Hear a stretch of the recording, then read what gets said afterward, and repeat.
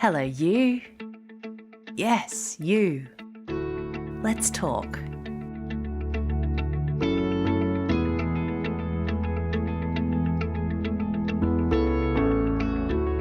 Hi, I am coming to you once again from Bali, and I have got to say that I didn't realize that the setup that I have for recording my podcast when I'm at home in Melbourne is so good.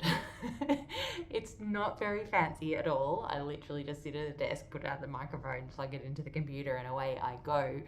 But since being away and trying to record here, I wish you could see the full extent of what I've got going on here right now. I am sitting on my bed in the room where I'm staying, and I've got my laptop beside me. I've got the microphone sitting on top of an upside down rubbish bin from my bathroom. I have my little suitcase thing with my phone sitting propped up on that, and my notes sitting on a cushion in front of me. Anyway, it is quite a setup that I've got going on here. All absolutely worth it to be here and to connect with you. So thank you very much for joining me. As I've talked about before, the process for me, not just since starting this podcast, but prior to that, but of starting to really dig more into understanding the history, the stories, the culture of First Nations people in Australia, it's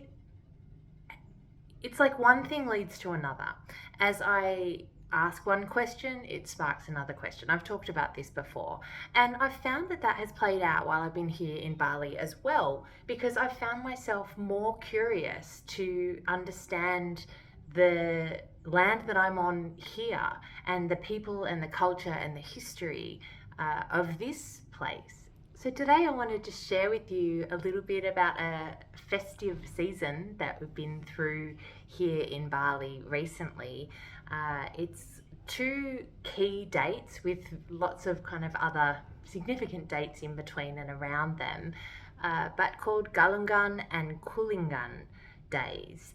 So Galungan is the celebration of light over darkness, or good over evil, or dharma over adharma. And the idea is that it's a time when all the ancestors of Balinese people return to their homes. They come and visit, and so the Balinese people prepare, they put together offerings, and they gather together in their family homes to show hospitality to their ancestors and to show respect and love.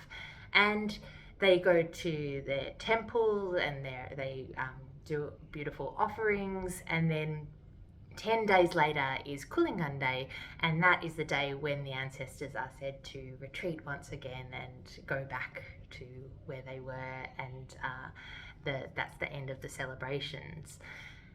It's been really lovely to just witness some of that while I've been here, to see the preparation and the joy that people really take in preparing. It's almost like from me, like it feels almost like kind of Christmas vibes. It doesn't seem as stressful, although talking to some Balinese people, like it does sound like it's a lot to prepare. It is quite expensive. Not so much like buying gifts for anybody, like what you might do it for Christmas, but more like preparing the offerings and preparing different specific things that are part of the offerings, and particular foods that they have as part of Galungan and Kulingan Day.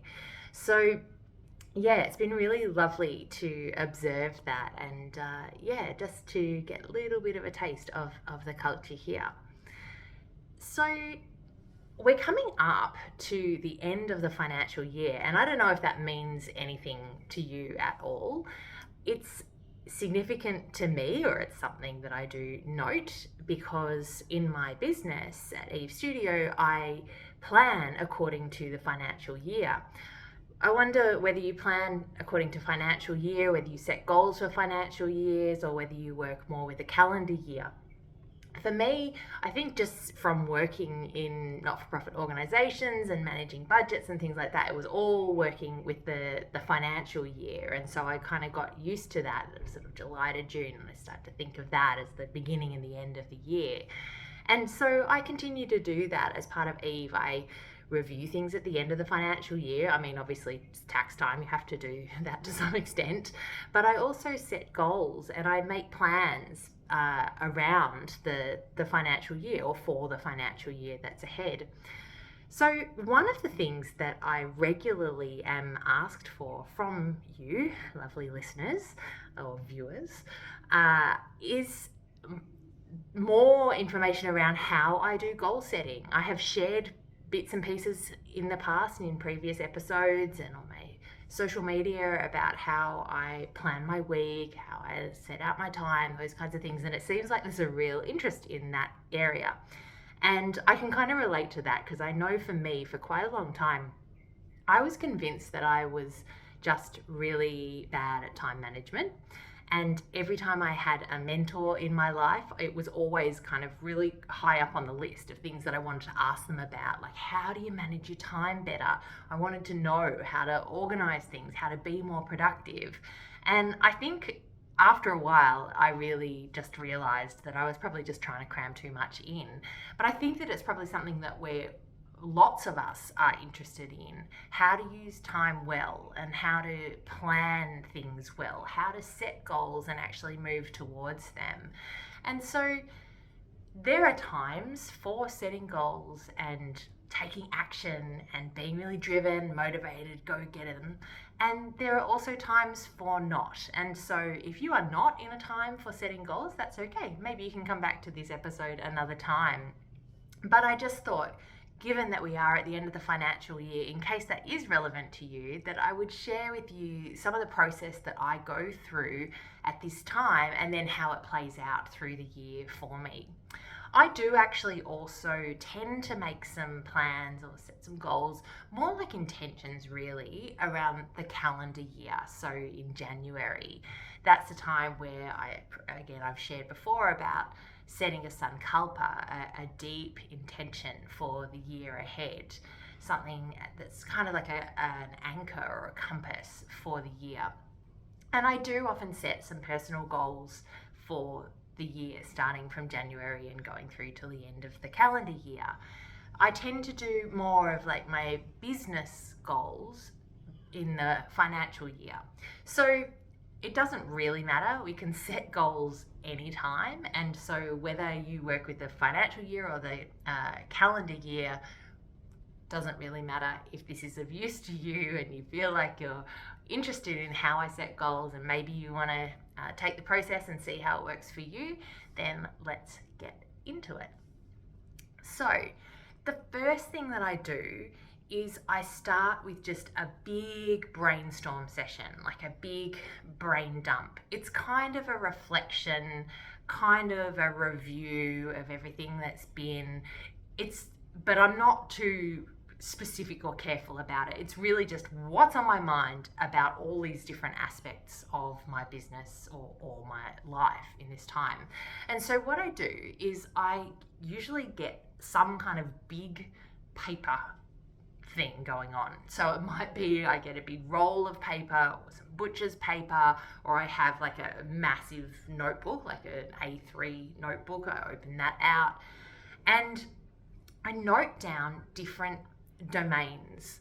So if I'm talking business, then I'm noting down different areas within the business.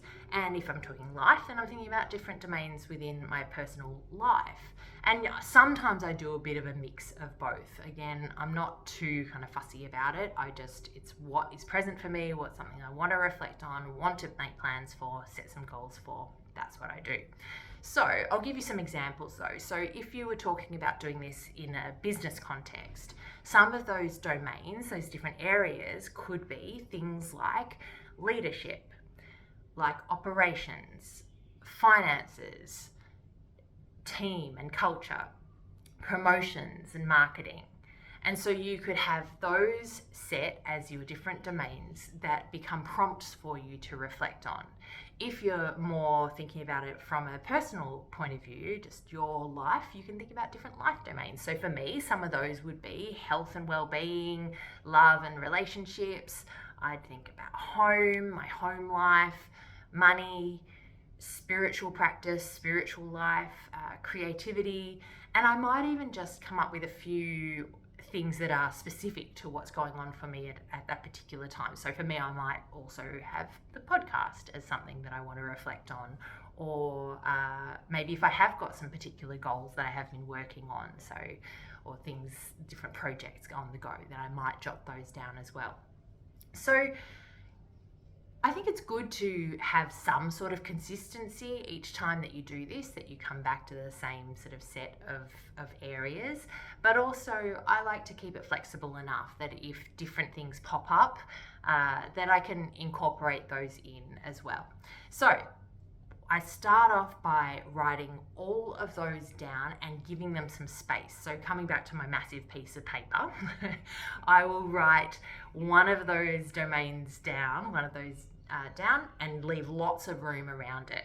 And then I'll write another one over somewhere else on the page. Or if I'm using my big notebook, I'll give like a page or even 2 pages to each of those domains. And then I might flesh out what the domains mean to me a little bit more before I get into reflecting on them.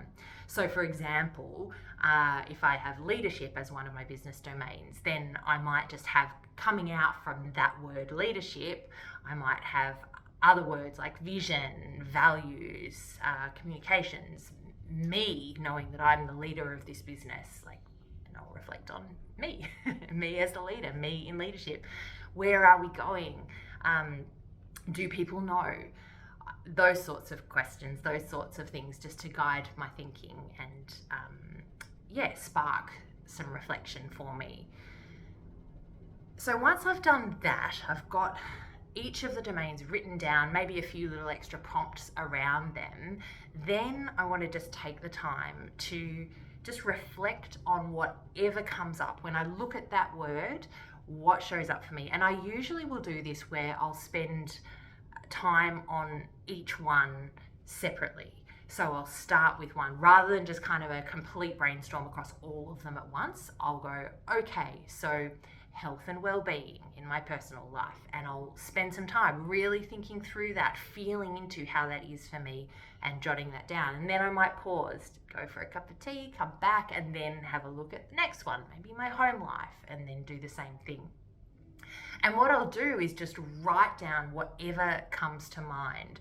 So it could be a real mix of facts. So in a business setting, it could be the business made this much revenue in the last year. So that's just like a fact, bringing out some statistics, some data. But then it also could be about how I'm feeling about it. It could be morale is feeling really good at the studio. I'm feeling really motivated. There seems to be really good energy amongst the team, or something like that. And I also just, at this point, just let dreams flow out as well. If as I'm reflecting and I'm just sort of writing whatever down, if I find myself going, I'd really love to see us move into this, or I'd love to incorporate that, or I really dream of doing this thing, I'll just write that down too. So you get the idea. I'm not too stringent about this. I think the main thing is to just kind of really get it flowing, to just get a good sense of where things are at right now at this time. And that said, I usually do write the date down as well, so I know what date that I'm doing this reflection on, and I regularly will also write what day of my cycle that I'm on, because I know that will probably influence how that all comes across. Go back and listen to some of the episodes about the different phases of cycle to understand more on that. So yeah, I don't edit, I don't prioritize at this point. I don't try to justify anything that I'm saying. It is literally just kind of getting it all out. And like I said, it can be pretty big and even messy. I often will have like different colors going on, and even sometimes I get out the post-it notes, or texters, or highlighters. So whatever for you just feels like a nice way of just letting it all kind of find its way out of your mind, out of your heart, out of the stuff that's just kind of been brewing in you, and onto a page. I do like to do this with handwriting. I think that there's something worthwhile in doing that rather than typing. I get to entering things into computer later, and we'll come to that. But yeah, I think there's something good about that, connecting pen to paper in the creative process and reflective process. So once I've done that, I've got my big bit of paper on my huge notebook full of just all kind of where it's at right now. Then the next step is to start to extract some goals for each domain. So each area of my business or area of my life, I'm going to see if I can find some themes, some goals that are emerging.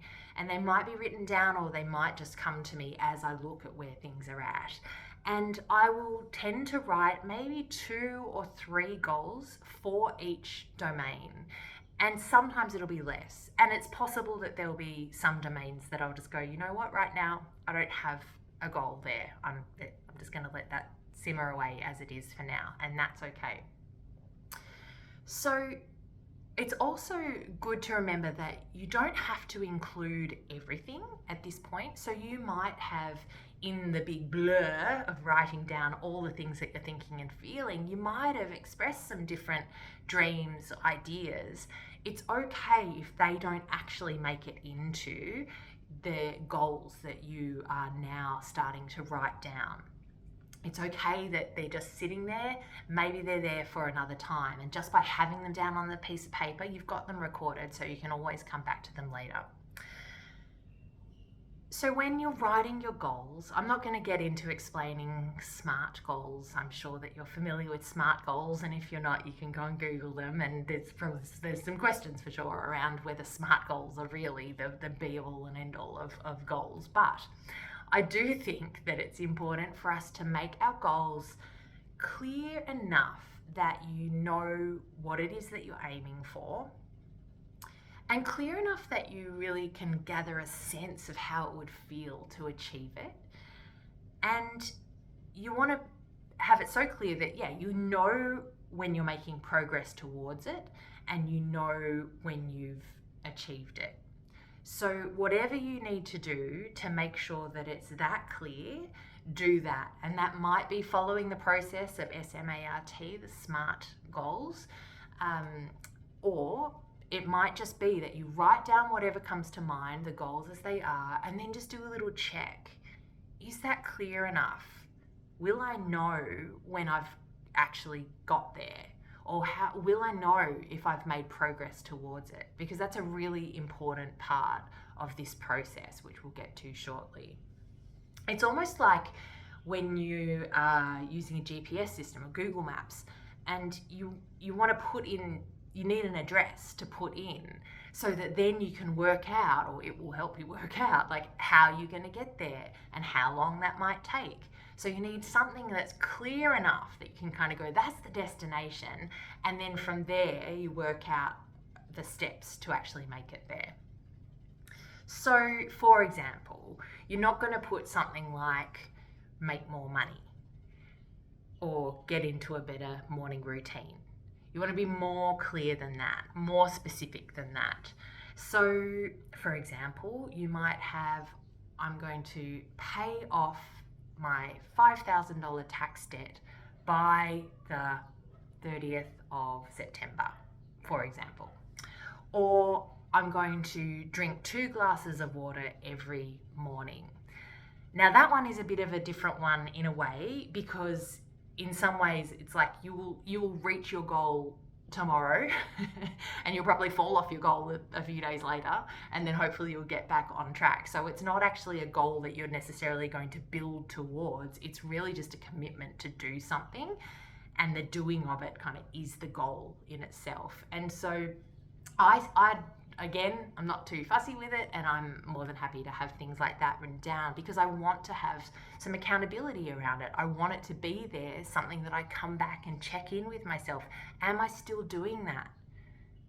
And if I am, great. And then maybe at the point that it becomes a habit that I just drink my 2 glasses of water every day, it doesn't need to be there written on my goals for me to check in with myself about anymore. I can just trust, okay, that's into my routine now, I do that, and I can add something else.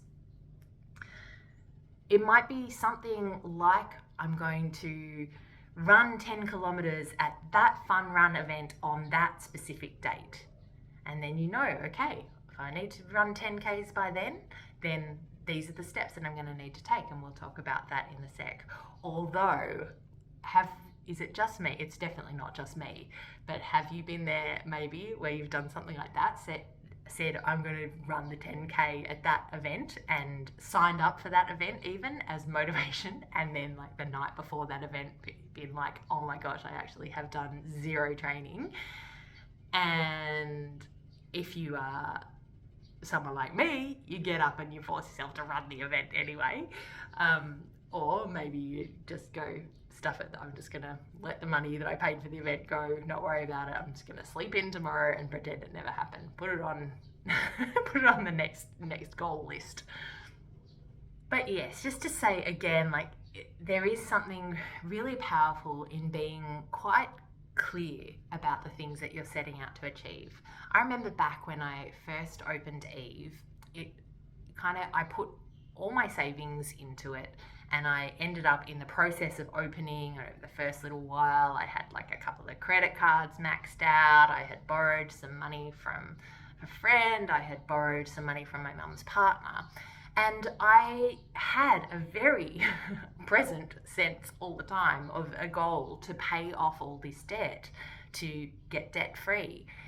And it was only when I actually sat down and went through this process and I wrote down each of those specific debts. I owe this much on that credit card, and I owe this much on that card, and I owe this much to that person and that much to that person. And I prioritized, okay, which one am I going to pay off first? What order am I going to do this in? And realistically, how soon can I do that if I work hard at it, I focus on it? And that in itself just made it so much more likely that I would actually get to do it, rather than just kind of this vague sense of, I have this debt that I'd really like to pay off one day. It can feel overwhelming and distant. Whereas once you start to put some dates on it and some specific plans, then it becomes a whole lot more, imminent and achievable.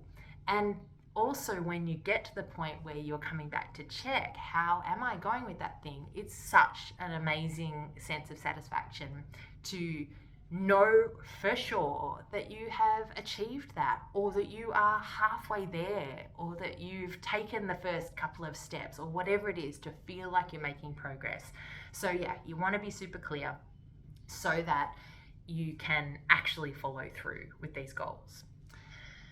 Now, practically, where do I write the goals at this point? There's a few different ways that I have done this in the past, so I'll offer you 3 different options, and you can see if any of them fit for you, or you can adapt them and come up with your own.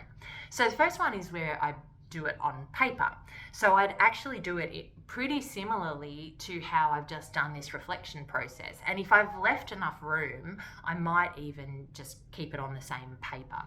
I will usually get a particular coloured pen if I'm using the paper, so that I know that this coloured pen relates to where I'm at on this particular date.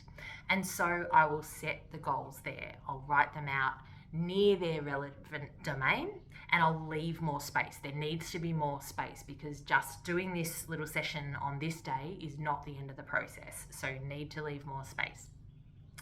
Another way that I have done this is to use something like Trello, an online workspace organizer, planner. So where you can have a Trello board and a different list for each domain. And then the cards that you put in the lists are the different specific goals. And I'll make a card for each one, and with the details around that on that card.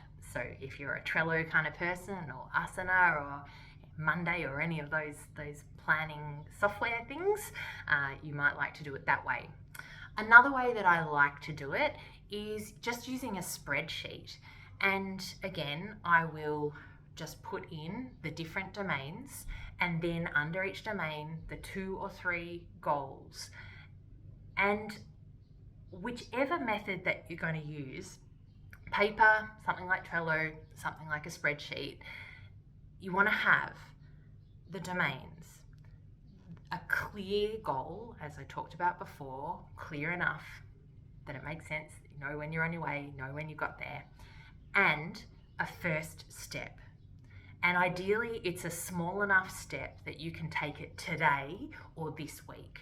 So it's not like a distant step, and it's not a huge step. It needs to be really kind of bite-sized. So something that you can feel like, okay, I am now on the path to achieving this goal. So you want to write that down. Write down your first step. Cool. So what we do from here is probably the most important bit. Don't tune out here. Don't think that you're all done. Because the thing is, when we do something like this, especially if we give ourselves a good bit of time and, like I said, spread out, use the texters, use the paper and all of that, there's something that feels really good. We get a dopamine hit just through the setting of goals and the planning, the anticipation of doing them. And that can feel so satisfying that we can kind of be like, oh, all done. I don't need to do anything else from here. We put it away.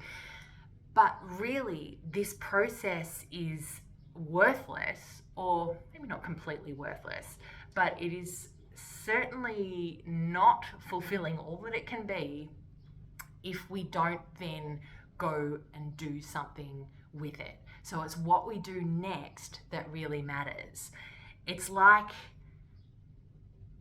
The Castle, the good old The Castle, the movie. I'm sure that you've seen it, where he says to her, oh, what's that, doll?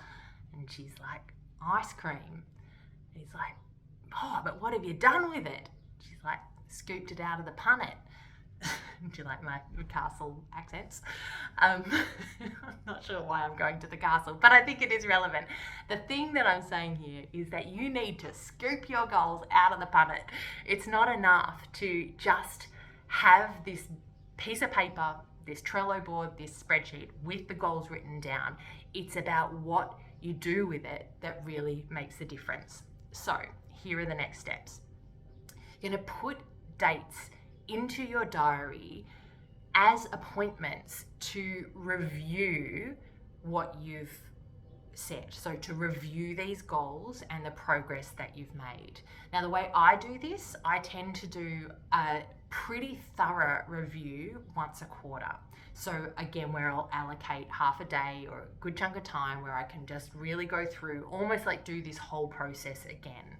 But I also will make sure that at least once a month I'm coming back and checking in, because we really need to stay really connected with our goals so that they don't just kind of slip off the radar.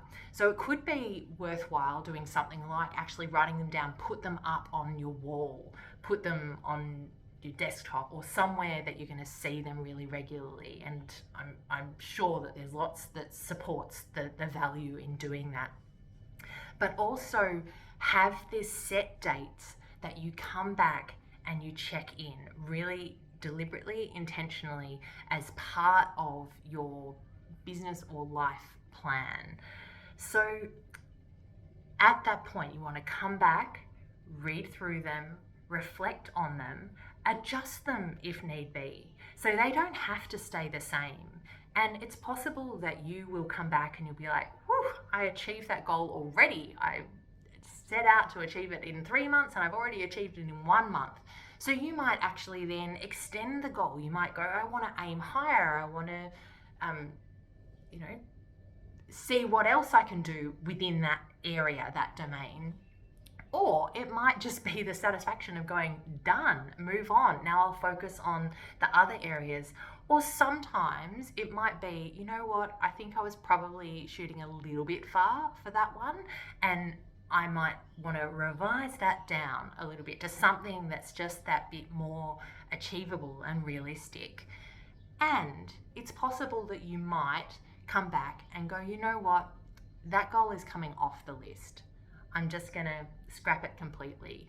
And that is completely okay to do, because sometimes we have goals that just sort of brew away in us. They percolate for a while. these dreams and plans that we might have, or ideas that we might have. And they can just kind of sit there like that.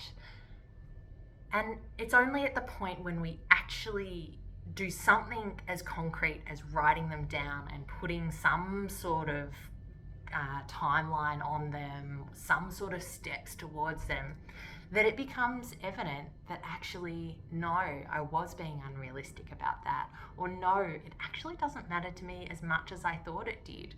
Could even be that you realize, you know what, that's a goal for someone else. That's someone else's goal that I somehow got caught up in and put on my list, but I'm just going to take it off. So there is absolutely no shame in taking a goal off your list when you're doing that from a place of experience and deliberateness, like an intention, where you've really tuned in. Does this fit? No, it doesn't. Okay, it can come off the list. Completely fine. So all of this you're going to be doing in the different format that you started out in. So if you started with the big butcher's paper with the goals and plans written in the one particular color, then you come back and with a new color, you write down today's date, and then you write your reflections, your updates, and any adjustments that you want to make. And importantly, you write the next step. So based on where you're at right now, what are you going to do next? And again, make it something that you can do soon. Today, tomorrow, this week. Not something for next month. You want to make it really imminent. So same deal, if you're using Trello, you go into each card, which is each goal, and update, write what's going on there, adjust if you need to, and then write down your next step. Same deal for the spreadsheet, a new column that goes next to the line, goes on along the line of each goal, and you write down the date and then what it is that you're reflecting on and what you're going to do next. I had a great reminder from beautiful Emma Seabold from Bar Body, who said you should never complete one step without identifying the next step. And I think it's a really good reminder. So you want to know what you need to do next, because you know sometimes you'll take a step towards a bigger goal and then you feel really satisfied that you've taken that step and you walk away from it for a little while, maybe for a day, maybe a week, maybe 3 months. And then you come back to it and it's almost like starting from scratch. What do I have to do next? Whereas at least if when you have taken the last step, you have also just taken the time to write down the next step that you're going to take, then whenever you come back, whether it's really soon or a while down the track, you come back and you can just pick up where you left off, straight into it, taking the next step. Once you've done that, before you finish up, just identify, okay, what's the next step I'm going to take? Write that down. And repeat and repeat and repeat. So as I said, I do this on a smaller scale once a month, and I actually each week I'll check in with the things that I'm looking at over the month, and then I do it on a bigger scale each quarter. And at the end of the financial year, I'll really look back and go through this whole process again. And it might be, it is a bigger time of just kind of reflecting on it all, starting again, fresh butcher's paper, and away we go. So I hope that that's useful for you. And a couple of last things that I just want to say. One is to enjoy the process. So use it to really tune in with where you're at and what matters to you and what you're aiming for, because it may also help you to refine your sense of what you do want in your life, and that might help with a bit of a shedding of some of the clutter of the things that you don't so much want to focus on. So as you get clear on the things that you are looking towards, the goals that you do have, that helps you also to get clearer on the things that you don't, which can be super helpful, because it's so easy for us just to kind of feel like we just have to do everything. So get clear on the things that you do choose to do and choose to focus on. Let the other things go. The other thing is, don't get so into it that the planning becomes the point. I know I referenced this before, but it's important enough to say again. Don't let the process be the whole point for you. You don't want to get to the end of the year and go, oh, that's right, last year I did set some goals, and kind of go back and they feel like completely distant and you haven't even taken a single step on any of them. Sometimes the process, if we make it too cumbersome, the process of setting goals, and give too much time to it, it actually can feel like we get to the end of that process and it feels like we need a break from it already. So don't let it be that. And that's part of why I try to keep it light, I try to keep it creative, and I try to keep it kind of fluid, so that it actually becomes like a launch pad. It should feel something that you want to get into things from, you want to get started on, rather than feeling like, oh, phew, I've finished my goal setting and I can put that away and not think about it anymore. It's like, when you go to maybe clean your desk, tidy up your desk before you get stuck into some work, or to tidy your room before you do something. And that can be really effective because it just kind of clears your space, gives you a fresh start, and you feel really motivated then to sit down and get into things. But there's also always the risk that it becomes a massive task in itself, and that you end up just giving all your time to just tidying your desk or tidying up your room, and then you're into, I think I need some new artwork, or maybe I'll rearrange the bookshelf or whatever, and you've just completely sidetracked yourself. Don't let it become like that. You want it to be just enough that it's actually inspiring and motivating, and enough for you to then launch off to actually going forward and achieving those goals. Now, before we finish up, I want to let you know I've got a little gift for you. I have put together a spreadsheet with the format that I have described for you, and it is available for you to download for free at my website. So if you just go to anniecarter.com.au/gifts, you can download that spreadsheet. I know a spreadsheet doesn't really sound like the most exciting gift, but in the context of what we're talking about today, I think that you will love it. So feel free to go and get that if you would like to do the goal setting, goal writing in spreadsheet format. Thanks so much for listening. I hope that you do find this helpful, and of course, as always, I'm super keen to hear how you go with it. So please do get in touch with me either through my website, in the comments on YouTube, or on Instagram at _Annie Carter. Love to hear from you. I really appreciate you passing this podcast on as well to people who you think might find it useful, people who might enjoy this episode or any of the episodes. So thank you so much for doing that.